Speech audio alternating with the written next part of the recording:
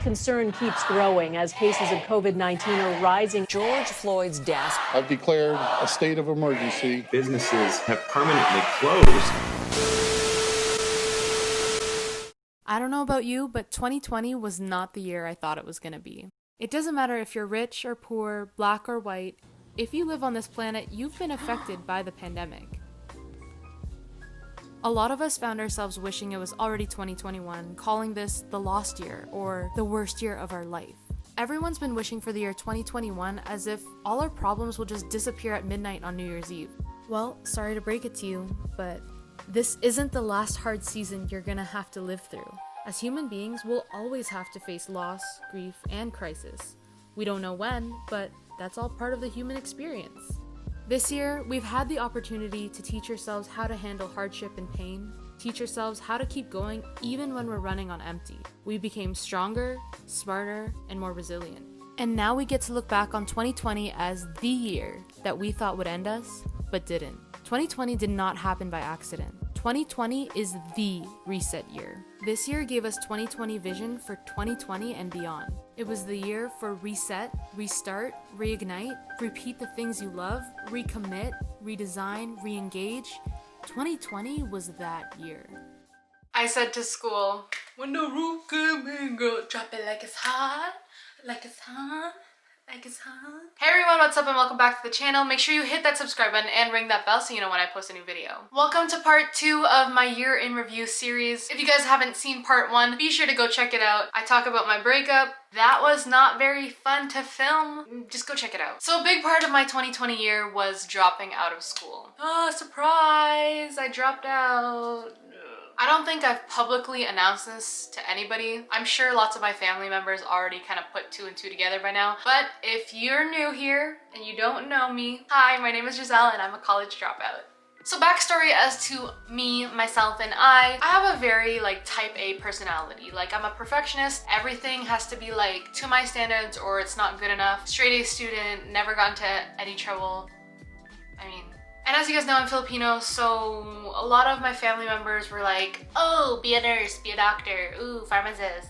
As if those were the only credible careers out there. Nothing was ever forced on me, but it was most definitely implied that you had to be a doctor, you had to be a nurse, otherwise why are you alive, you know? It was never forced. Don't get me twisted, I love my family is great, they're great people, but you know what, I just felt like I had to be a nurse like everybody else. I went into nursing 2019. Literally, you guys, I finished 3/4 of the entire program. I was in my very last semester and then I decided to drop out. Nursing is a wonderful profession, but it was not for me. When I say it wasn't for me, I mean the program, it all came easy to me. I was on President's Honor Roll all 3 semesters. I freaking killed it. I killed presentations, I killed my clinicals. I never failed anything throughout the entire time I was in nursing. It came very easy to me. It was a lot of work, but it came very easy to me. It was I was fooling myself to think that that was my passion, you know? Just because I'm good at something doesn't mean it's my passion. But at the time that I was going through school and I was in my relationship, I thought that was literally the only path that my life could take. So I finished my 3rd semester of school and then boom, quarantine hits. The world is falling apart. All of the schools closed down. My siblings had the longest March break ever. For my end, being a college student, I wasn't working. I had to still pay rent for the place that I was staying at. And with all that uncertainty and not having a job, I wasn't able to afford the rent. So I ended up moving back home. When I moved back home, I was forced to deal with a lot of things that I had no idea I had to face. If you want a better idea as to what exactly I'm talking about, make sure you check out my last video, the year in review, part 1, where you kind of get a better idea as to what exactly I had to face when I moved back home. So when I was quarantined, I literally thought about my life. I literally was sitting here every day for a whole month, just thinking about my life. Is nursing really for me? Can I see myself doing this for the rest of my life? And the wheels started turning. I made my YouTube channel. I got really good feedback from a lot of you guys who started watching my videos that, I'm a good speaker, you enjoy watching my videos. Everyone was just all for me doing YouTube. And then maybe it's been 2 weeks since I've moved everything from where I was staying at school back home. So I'm here at home now, I'm settled. And then I got an email from the school saying, your last semester will be condensed into 6 weeks, following these 6 weeks, you'll do like a non-stop placement to get your hours so that way we can graduate you, blah, blah, blah, blah, blah. And I'm like, are you kidding me? I literally just let go of my place. Like, I stopped paying rent, like I cut my lease short, like I just moved back home, and now you're telling me school's picking up again? Like, that in itself was just so stressful. And initially I was like, okay, I guess we're just gonna have to make it work with me living back home at my parents' house. The idea of like stopping school didn't really cross my mind just yet. But as the weeks kept going on and we got a little bit closer to the start of my last semester of school, I was just not having it with the idea of me commuting 2.5 hours almost every single day to go to my clinical placements after these 6 weeks online, right? And so I sat on it and I prayed and I really thought about my life and my future and what I want for myself. And I was like, fuck it.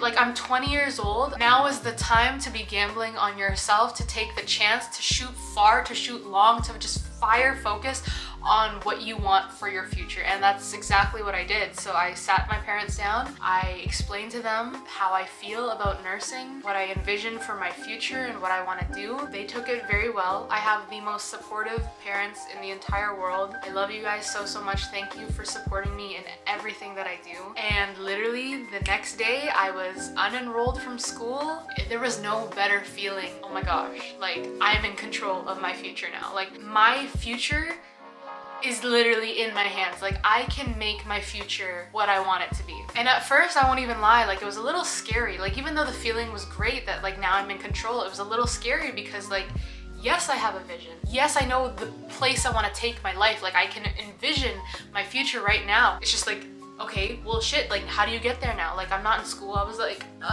ooh, okay. If you're thinking about chasing your dream and you think it's crazy, oh my god, no, it's not. No dream is too big, too crazy. Once you decide that failure is not an option, you can achieve anything you want to achieve. Today is the oldest you've ever been and the youngest you'll ever be. Take advantage of it. For myself, I'm young. I'm 20 years old. I have the rest of my life ahead of me.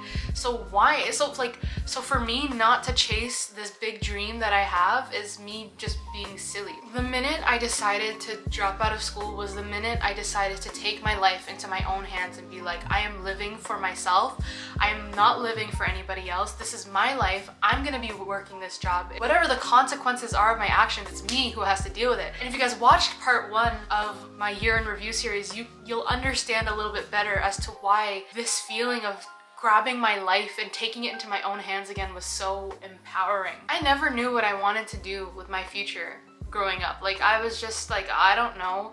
I was good at a little bit of everything, so it was really hard for me to like just pinpoint what exactly I wanted to do. It obviously didn't help that like family members are yelling left, right, and center like, oh, nurse, oh, doctor, oh, this, that. But like, it was like in my time of silence and brokenness, it's like it all came clear to me, like the vision. Like, you guys, I don't even know how to explain it. Disclaimer, you guys, by no means am I promoting dropping out of school. I'm not bashing school, because education is very important. I love learning. I love being educated on things. It was just that for me, nursing was just not it. Nursing was not my calling. Dropping out of school was very scary. It was scary because I'd literally just invested all this time, effort, and money, and I was so close to being done. To drop out in the last semester, like, it was like it doesn't even make sense, you know? But the way I looked at it was like, yeah, sure, I could go on and finish the last semester of nursing, sacrifice more money, more time for something that I don't even